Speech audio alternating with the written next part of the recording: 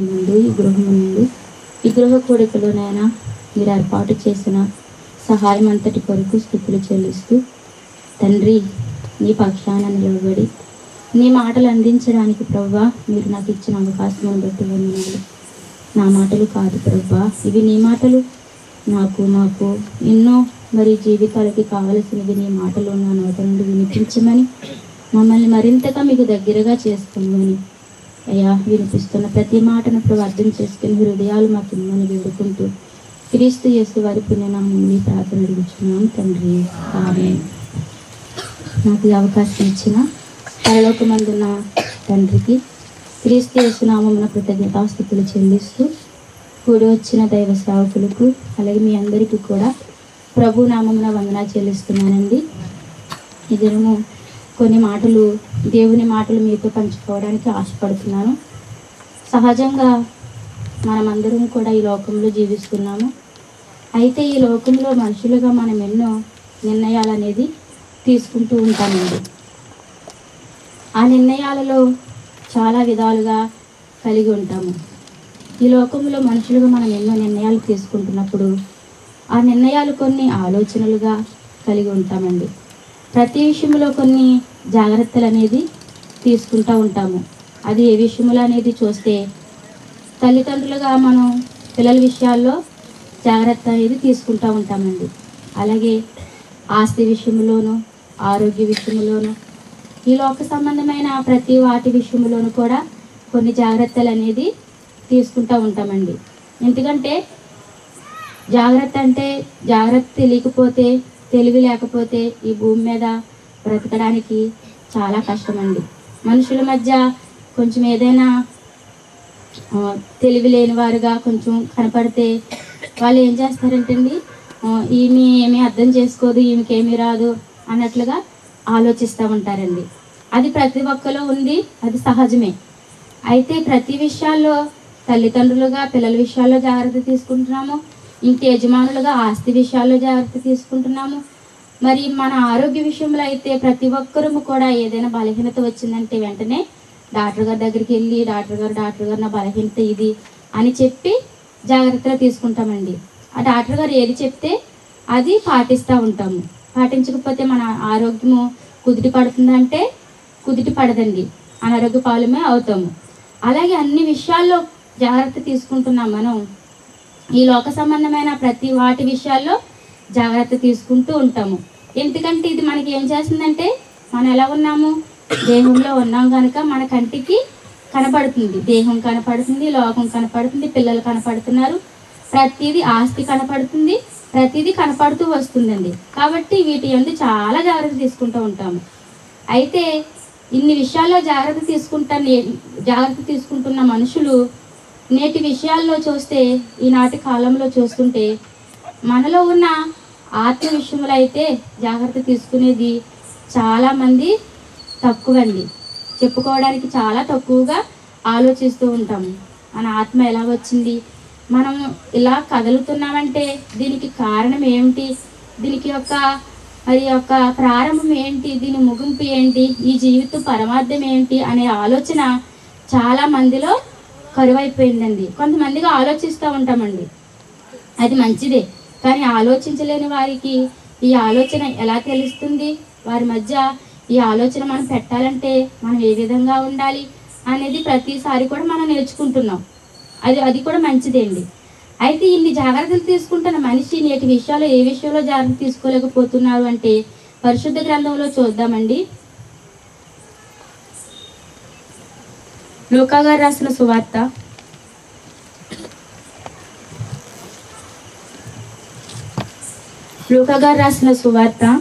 12వ అధ్యాయం అండి, 15వ వచనం కానించి చదువుకుందామండి. మరియు ఆయన వారితో, మీరు ఏ విధమైన లోభమునకు ఎడమియక జాగ్రత్త పడుడి. ఒకని కలిమి విస్తరించుట వాని జీవమునకు మూలము కాదనెను. అంటే అండి, కలిమి అంటే ఆస్తి, ఐశ్వర్యం. ఇది కలిగి ఉందంటే ఆ మనిషికి ఏమి మూలము, దేనికి మూలము కాదంటున్నారంటే వాని జీవమునకు మూలము కాదు. అంటే ఆస్తి లేకపోతే బ్రతకలేం కదండి అని మనం అనుకోవచ్చు. మనం బ్రతకడానికి అవసరమండి, కొంత అవసరం. ఈ భూమి మీద మనం తినడానికి అవసరం, ధరించుకోవడానికి అవసరం, బ్రతకడానికి అవసరం, ప్రతిదీ అవసరమే. అయితే ఇన్ని జాగ్రత్తలు తీసుకుంటున్నా మనం మరి మన ప్రాణం విషయంలోనూ మన ఆత్మ విషయంలో జాగ్రత్త తీసుకోకపోతే మరి దేవుడికి బాధ కలుగుతుంది కదండి. ఇప్పుడు తల్లిదండ్రులు పిల్లలు అన్ని విషయాల్లో జాగ్రత్తగా ఉన్నాన్న, దుబాయ్ వెళ్తున్నారు అనుకోండి, ఎవరైనాని జాగ్రత్తగా వెళ్ళినాన్నా అని చెప్తామండి. ఒక బిడ్డ స్కూల్కి వెళ్తున్నారు అనుకోండి, జాగ్రత్తగా వెళ్ళినాన్నా అని చెప్తామండి. ఎవరైనా చుట్టాలు వచ్చి మన ఇంటికి వచ్చి వెళ్తున్నారు అనుకోండి, జాగ్రత్తగా వెళ్ళండి, వెళ్ళిన తర్వాత క్షేమంగా వెళ్ళారు లేదా ఫోన్ చేయండి అని మరలా చెప్తాము. మనుషులుగా బంధువుల విషయంలోనూ, తల్లిదండ్రుల విషయంలోనూ, దూర ప్రాంతం వెళ్ళే వారి విషయంలో ఇన్ని జాగ్రత్తలు తీసుకుంటూ ఇన్ని మాటలు మాట్లాడుతున్నాం. మనం ఇలాగుంటే మనందరినీ కలిగించిన దేవుడు, పరలోకపు తండ్రి, నీకు నాకు ఆత్మను పెట్టి నీకు నాకు కుటుంబాన్ని ఇచ్చి ఇలా ఇన్ని సౌకర్యాలను ఇన్ని విధాలుగా ఈ ప్రకృతిలో మనకి ఆహార పదార్థాలను పెట్టిన దేవుడు, నీలోను నాలోను ఆత్మను పెట్టిన దేవుడు మన ఆత్మ కొరకు ఆలోచిస్తాడండి. మనకన్నా ప్రేమామయుడు దేవుడు. తల్లిదండ్రుల ప్రేమే కొంచెం అవుతే దేవుని ప్రేమ ఇంత అంతని కొలవడానికి వీలు లేదండి. అంత గొప్ప ప్రేమ దేవుడు మనకిచ్చి మన ప్రాణాన్ని కాపాడాలని, మన ఆత్మను కాపాడాలని, ఈ లోకంలో జీవించినంత కాలము నీవు జీవిస్తున్నావు, అన్ని విషయాల్లో జాగ్రత్త తీసుకుంటున్నావు. కానీ నీ ఆత్మ విషయంలో అయితే జాగ్రత్త అనేది, ఆలోచన అనేది, కొన్ని నిర్ణయాలు అనేది మనిషిలో లేవని దేవుడు బాధపడుతూ ఒక వ్యక్తి కొరకు మాట్లాడుతున్నారండి ఈ మాటలు. అది చదువుకున్నామండి. మరియు ఆయన వారితో ఈ ఉపమానము చెప్పెను. ఒక ధనవంతుని భూమి సమృద్ధిగా పండెను. అప్పుడు అతడు, నా పంట సమకూర్చుకొనుటకు నాకు స్థలము చాలదు గనుక నేనేమి చేతునని తనలో తాను ఆలోచించుకొని, నేను ఎలాగూ చేతును, నేను ఎంత ఆస్తి సంపాదించుకున్నాను, నా యొక్క పంట సమృద్ధిగా పండింది, దీని అంతటిని నేను ఏం చెయ్యాలి, దీని అంతటిని ఎలాగా కుప్పలుగా దాచిపెట్టాలనుకుని తన మనసులో తాను ఆలోచించుకుంటున్నారండి. అలా ఆలోచించుకున్నప్పుడు ఇంకా కొన్ని ఆలోచనలు, ఇంకా కొన్ని జాగ్రత్తలను తీసుకుంటూ మాట్లాడుతున్నారండి. నా కొట్లు విప్పి వాటికంటే గొప్ప వాటిని కట్టించి అందులో నా ధాన్యమంతటిని, నా ఆస్తిని సమకూర్చి, నా ప్రాణముతో, ప్రాణమా, అనేక సంవత్సరములను విస్తారమైన ఆస్తి నీకు సమకూర్చబడినది, సుఖించుము, తినుము, త్రాగుము, సంతోషించమని చెప్పుకొందునని అనుకొనెను. ఏమంటున్నాడండి ఆయన? ఒక వ్యక్తి ఏమంటున్నారు? నా ప్రాణమా, నీకు ఇంత ఆస్తి సమకూర్చాను, ఇంత ధనం అనేది సమకూర్చాను, ఇంత ధనము సమకూర్చిన నీవు తినాలి కదా, సుఖించాలి కదా, తృప్తి పొందాలి కదా, సంతోషించాలి కదా అనేది ఎవరితో మాట్లాడుతున్నారండి? ఈ మనిషి తన ప్రాణముతో మాట్లాడుతున్నారండి. అంటే ప్రాణం అంటే ప్రతి ఒక్కరికి చాలా ఇష్టమండి. ఎవరికైనా ప్రాణం అంటే తీపి అంటాము. మరి మన కళ్ళ ముందు నువ్వు చనిపోతావు అని అంటే ఆ మనిషి ఎలా ఉంటాడండి? ఎన్నో ఆలోచనలు వచ్చేస్తూ ఉంటాయండి. అలాంటి మనిషి తన ప్రాణంతో తను మాట్లాడుకుంటూ, ఇంత ఆస్తి సమకూర్చనే, ఇంత భూమి సమృద్ధిగా పండింది కదా, నువ్వు తిను, సుఖించు, సంతోషించు అని తన ప్రాణంతో తను చెప్పుకుంటున్నాడు. అంటే శరీర సంబంధమైన వాటి విషయాలన్నిటిలో కూడా ఆయన చాలా జాగ్రత్తలు తీసుకున్నారు. చాలా ఆలోచించుకుని సమకూర్చుకుని, నాకు ఇంత ఆస్తి ఉంది కదా, నేను ఇంకెవరి మాట ఏనక్కర్లేదు. అంటే ఏంటి, ధనం వచ్చింది అనుకోండి, కొన్నిసార్లు మనం ఎవరి మాట వినము. అదే మన దగ్గర ఆ ధనం అనేది కొంత అవసరానికి ఆ సొమ్ము అనేది లేదనుకోండి, అందరూ జ్ఞాపకం వస్తారండి. ఇది సహజంగా మనందరి మధ్య జరుగుతున్నదే కదండి. ఇది దేవుడు కూడా అలాగే మాట్లాడుతున్నారు. నీకు ఇంత ఆస్తి ఉన్నప్పుడు నువ్వు తిను, త్రాగు, సుఖించని అంటున్నావు కదా, ఇదంతా దేని కొరకు పోగేసుకున్నావు? ఈ లోకంలో కనిపించే ఈ దేహం కొరకే పోగేసుకుంటున్నాం, అంతేనండి. మరి ఆత్మ అనేది మనలో ఉంది కదా, ఈ ఆత్మ కొరకు దేన్ని పోగేసుకోవాలి మనం? ఈ ఆత్మ అనేది మనలో పెట్టాడు దేవుడు. దేవుడు ఆత్మను పెట్టినప్పుడు ఆత్మ కొరకు దేనిని సంపాదించుకుంటున్నాం? శరీరం కొరకు అన్ని సంపాదించుకున్నాం.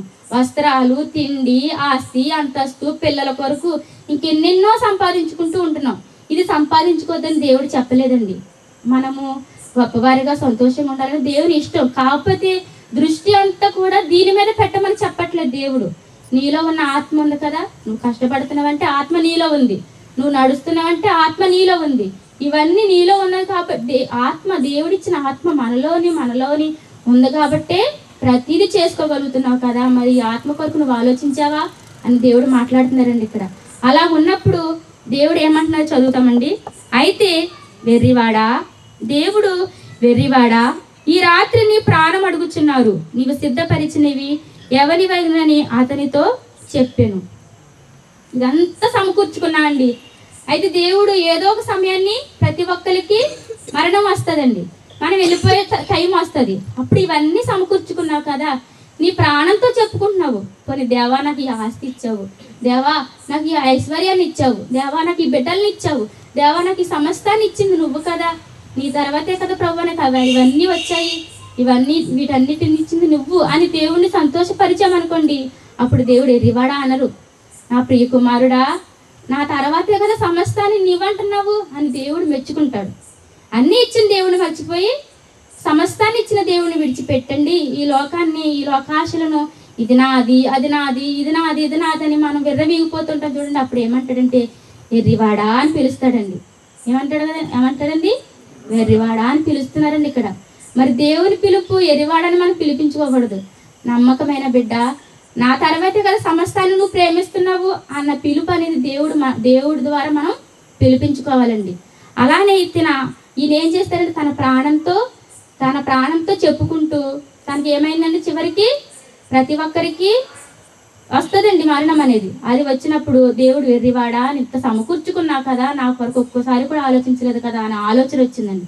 మరొక వ్యక్తిని చూద్దామండి, ఆయన తన ప్రాణంతో ఏమని మాట్లాడుకుంటున్నారో చూద్దామండి. కీర్తనల గ్రంథము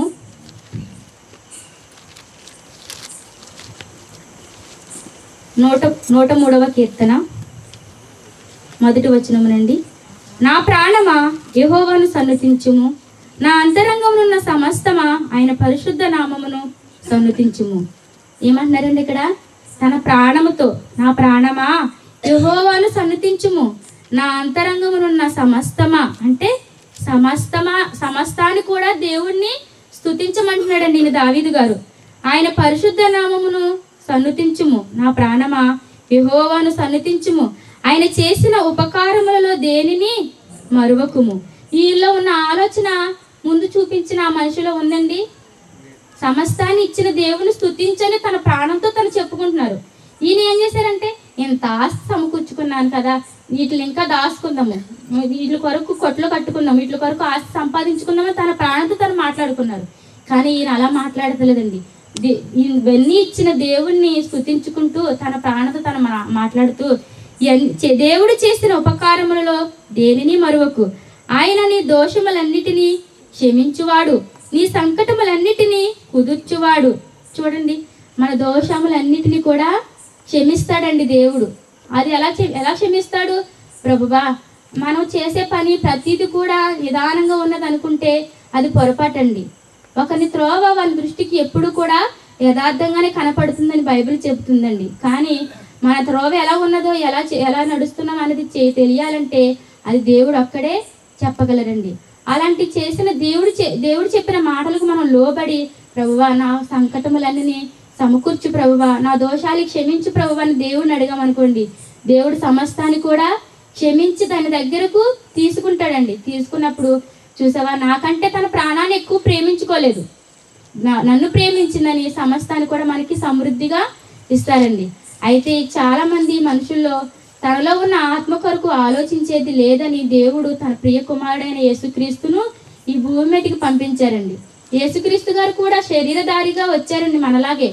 అదే మనలో పెట్టిన ఆత్మ కనపడుతుందా? కనపడదండి. గాలి కనపడుతుందంటే గాలి కనపడదు. అయితే మరి యేసుక్రీస్తు గారు కూడా ఆత్మగా ఈ లోకానికి వచ్చారనుకోండి, యేసుక్రీస్తు గారు కనిపిస్తారా? కనబడరు. అందుకని మనలాంటి శరీర రక్త మాంసాలను ధరించుకుని ఈ లోకానికి వచ్చి మనకి మాదిరి చూపించారండి. తండ్రి ప్రేమ ఇది, తండ్రి ఆలోచిస్తున్నది ఇది, దేవుడు నీ కొరకు దాచిపెట్టిన పరలోకం అంటూ ఉన్నది, అక్కడికి నువ్వు వెళ్ళాలని, అక్కడికి మనమందరం వెళ్ళాలని యేసుక్రీస్తు గారు పరలోకం నుండి భూమి మీదకి దిగివచ్చారండి.